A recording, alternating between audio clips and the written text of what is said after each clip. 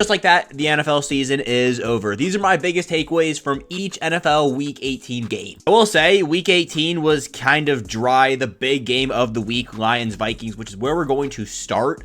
It wasn't all that it led up to. Obviously, it was a blowout, but every other team was resting their starters. This was kind of like a week of like, did we actually need to have it? Now, kicking us off with Lions versus Vikings. This was a good game if you were a Detroit Lions fan. Let's start with the Vikings side of things. Sam Darnold did not look good.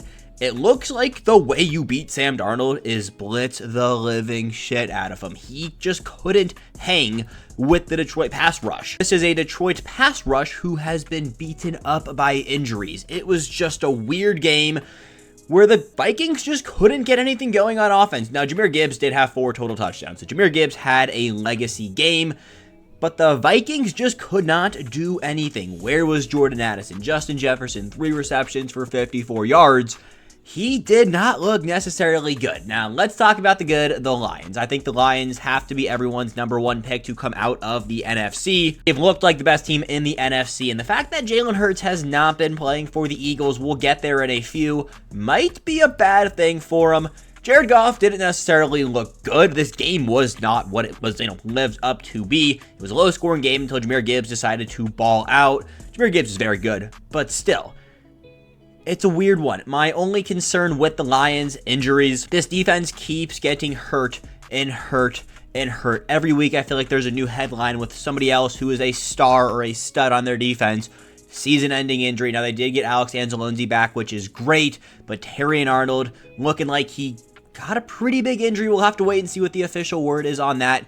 Either way, the last game of the year, it wasn't all that. Jets-Dolphins. I got 2 things from this game. 1, Aaron Rodgers looked insane for his last game as a New York Jet. Kind of ironic. That's just how the Jets season is going to wrap up. And 2, Tyreek Hill is no longer going to be a Dolphin. He is basically chopped up and out of there. If you are a Dolphins fan, I wouldn't worry too much. Tyreek Hill is old. Like, he is not the same player he was when he came to Miami. I think that is very obvious.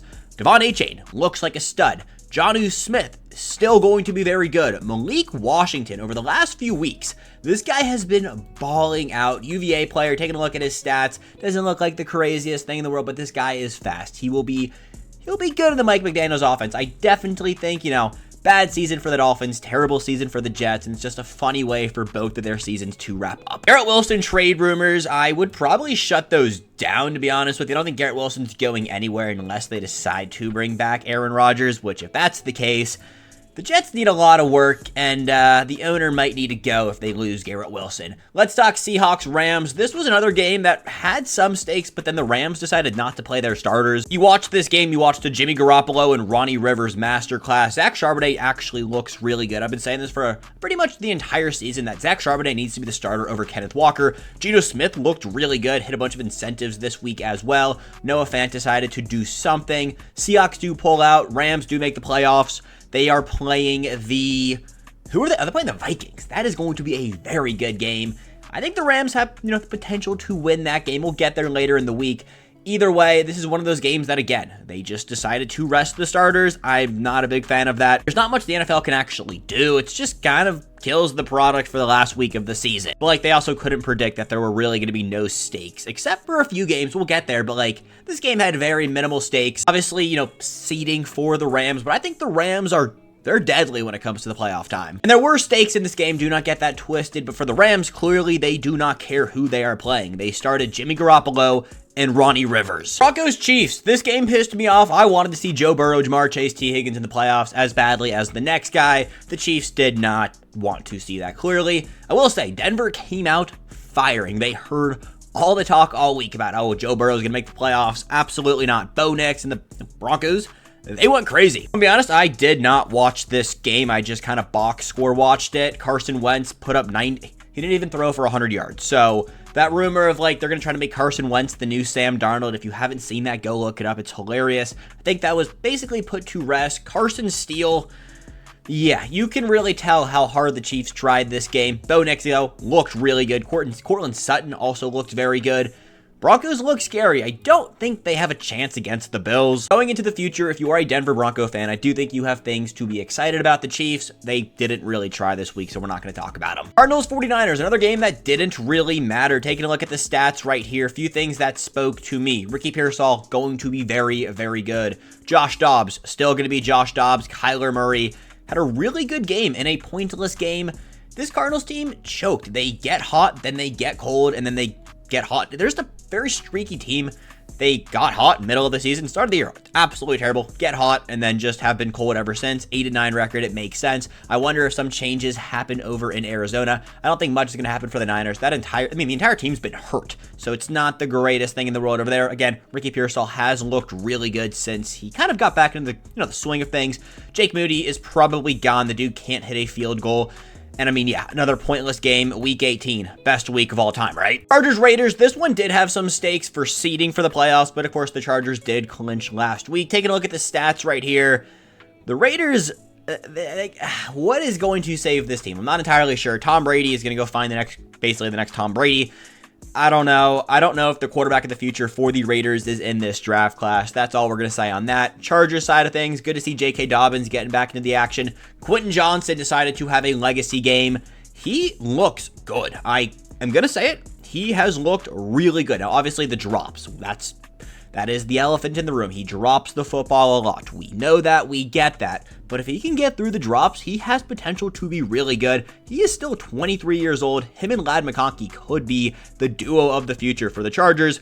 All he has to do, be more like Ladd, don't drop the football. Patriots, Bills, Joe Milton's legacy game. If you guys see the t-shirt, you know how we feel about this one. Joe Milton legacy game. That's all I have on this one. This game right here pissed me off. The Bucs came out so flat, and they almost lost this game. Now, the score doesn't necessarily tell the story, but look at the box score. It was 16-6 going into halftime.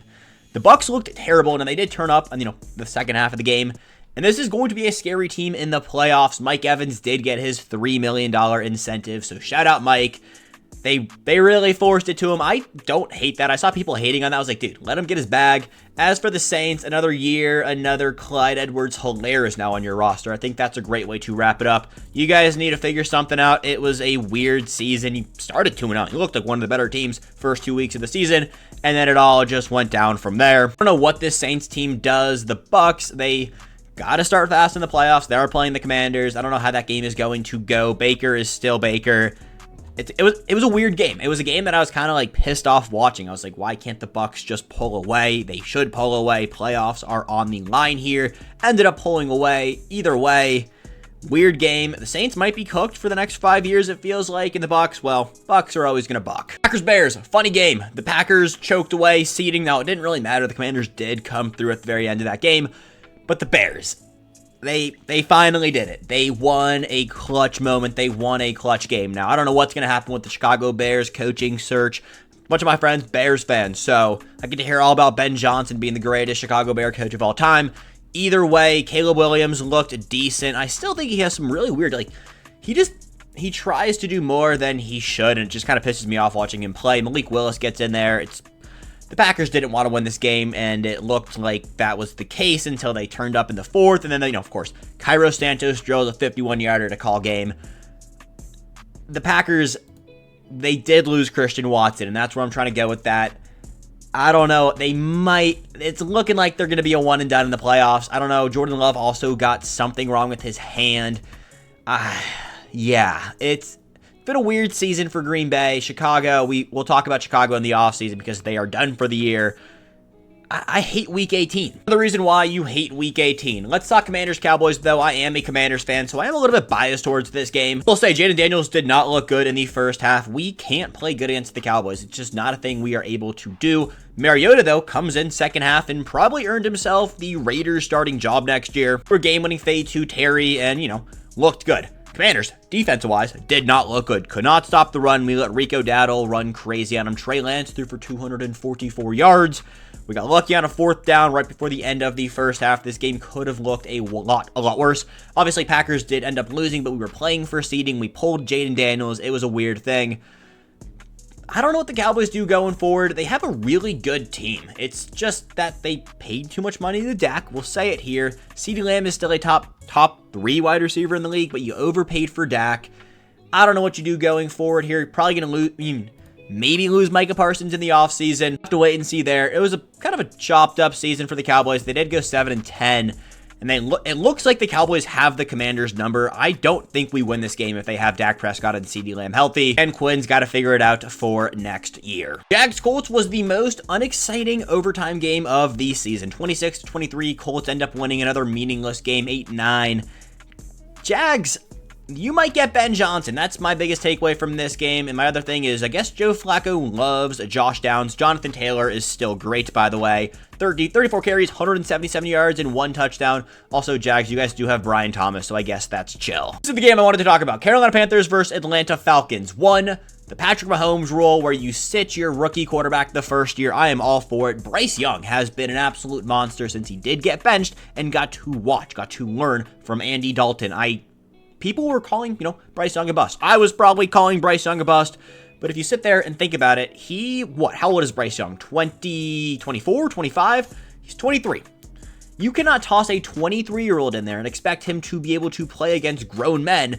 Yes, Jaden Daniels. Yes, we have the CJ Strouds, but not everyone is going to go in there and absolutely ball out. They need time to develop, and I'm very happy for Bryce Young getting it together and looking like a competent quarterback. He also had that one highlight where he turned around, threw the touchdown, looking like prime Steph Curry. That was dope.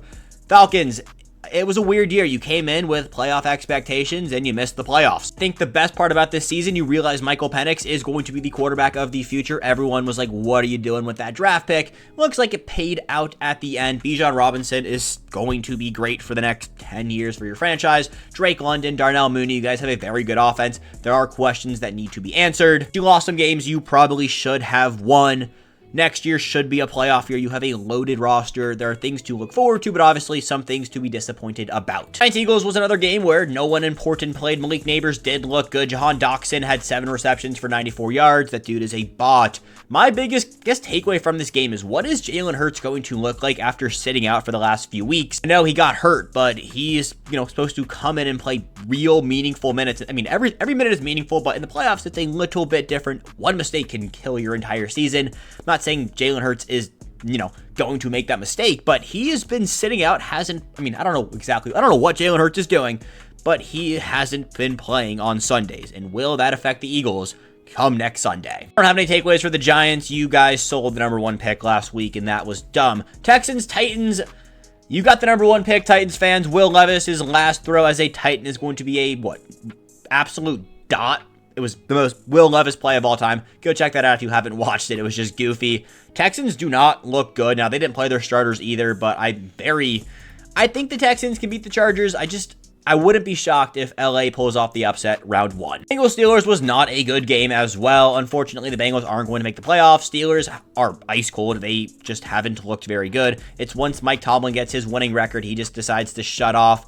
It's been a weird season for the Steelers. It's been worse for the Bengals, to be honest. If I could put money on it right now, I would put money on the Bengals to win the Super Bowl next year. Joe Burrow is going to come out different. The last game of Week 18, and the last game we are going to be talking about when it comes to the regular season.